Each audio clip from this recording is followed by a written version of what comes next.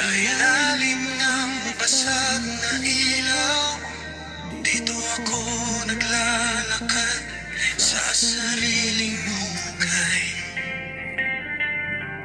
Bawat dasal ko'y nauubos, parang kandilang nilalang